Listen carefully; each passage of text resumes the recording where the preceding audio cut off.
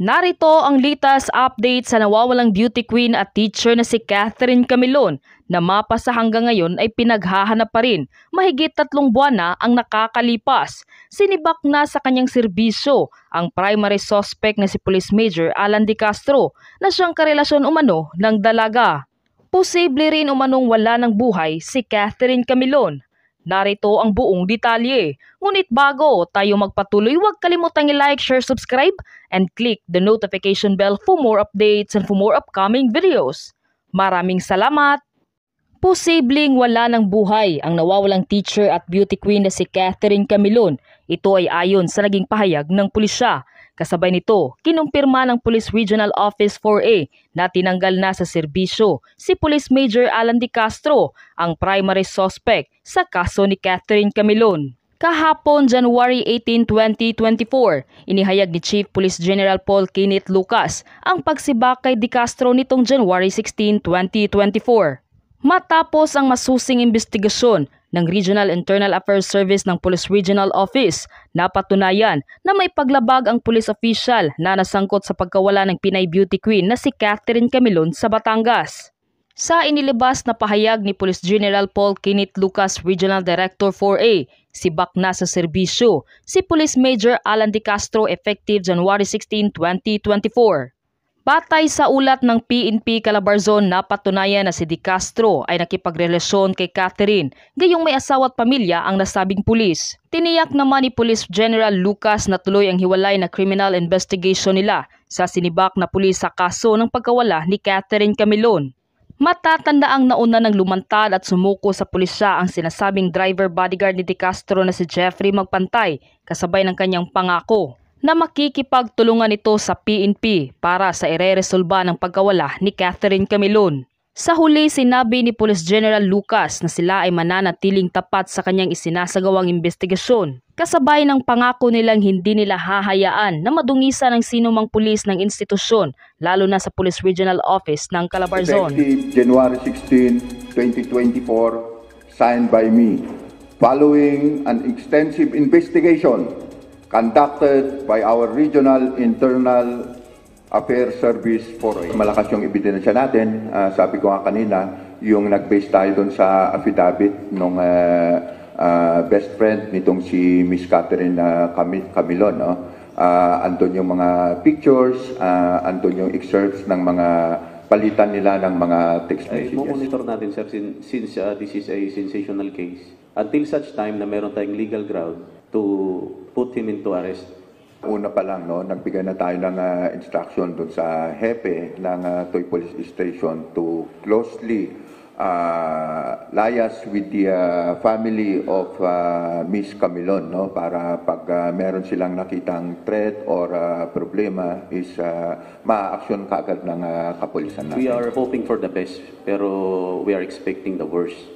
So yan po yung sa flow po ng investigation namin, wala po talaga kaming, hindi po namin masasabi kung wala na talaga. Pero base po doon sa account ng witnesses namin, it appears na yun na nga po, yung patay na nga po. Ang nakita ng witness namin is duguan, nakalaylay na. So yun po yung pinagbasihan namin. Samantala, mayroon pang criminal case na kidnapping at serious illegal detention na kinahaharap ngayon si De Castro, kung saan gumugulong na sa korte ang preliminary investigation. 3 pang respondent sa kaso kasama ang driver bodyguard ni Police Major Alan De Castro na si Jeffrey Magpantay na una nang sumuko sa pulisya. Dahil naman sinibak na sa serbisyo, wala na sa restricted custody ng Calabarzon si De Castro. Hindi rin ito maaaring arestuhin dahil wala pang warrant of arrest habang patuloy ang preliminary investigation sa Batangas Prosecutor's Office. Gayunpaman, babantayan naman daw ng PNP si De Castro at handa umano silang magbigay ng seguridad sa pamilyang Camilon maging sa mga tumistigo sa nasabing kaso. October 2023 pa nawawala si Catherine Camilon, sabi ng PNP, mas lumiliit umano ang posibilidad na buhay pa ito. Matatandaan ring una nang nagtugma sa DNA ng mga magulang ni Catherine Camilon ang mga nakuhang hibla ng buhok sa abandonadong sasakyan kung saan umano inilipat ang dalaga. Kausapin naman natin itong mga kamag-anak ni Catherine.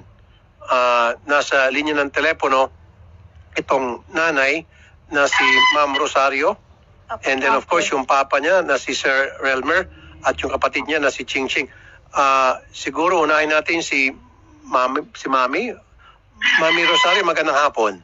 Magandang hapon po, Senator. Ano pong reaksyon ninyo nung makarating sa inyong impormasyon na itong driver na isa sa mga person of interest sa pagkawala ng anak ninyo ay lumutang na at narinig naman po yung mga pagtatanong ko sa ating kapulisan doon sa lumut na sumurende kay Major Ballesteros. Ano pong reaksyon nyo, ma'am?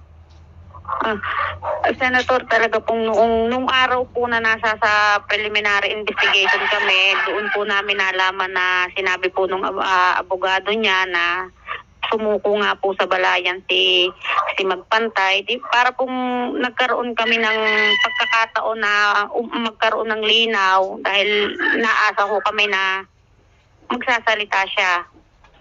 Okay. Sa kaso. Alright. Pero hindi ko kayo nagkaroon ng pagkakataon na makausap po itong si Jepoy.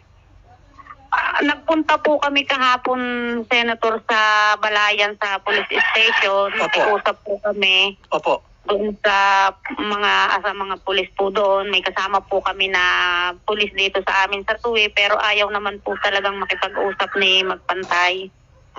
Pero itong si Magpantay, dati po, nakakausap niyo po ito, nakikita niyo po siya. Dahil driver nga po siya. Never niyo pa siya nakita.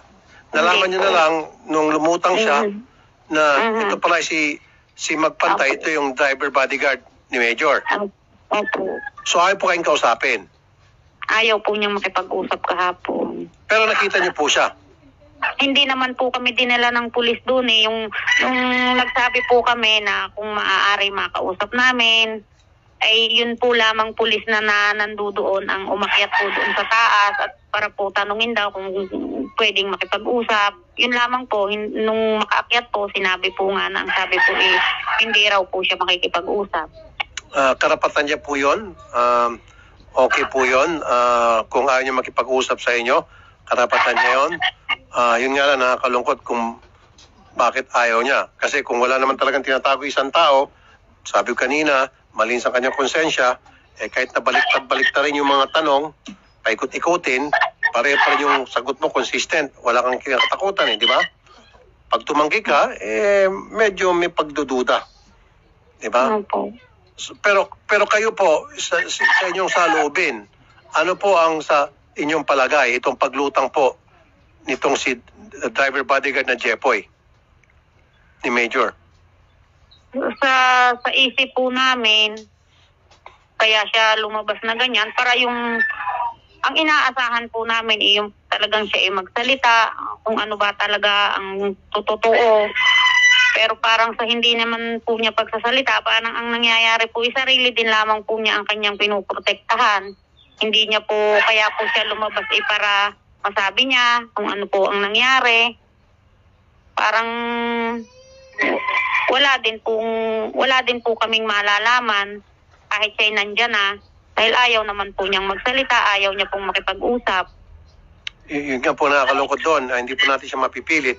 Yun nga lang, ang akin lang pong kinalulungkot, nandun na rin lang kay Major Ballesteros yung tao. Tinanong man sana kung ikaw ay sumuko at sa iyong palagay or para sa iyo ikaw ay inosente, willing ka ba magpa-lie detector test?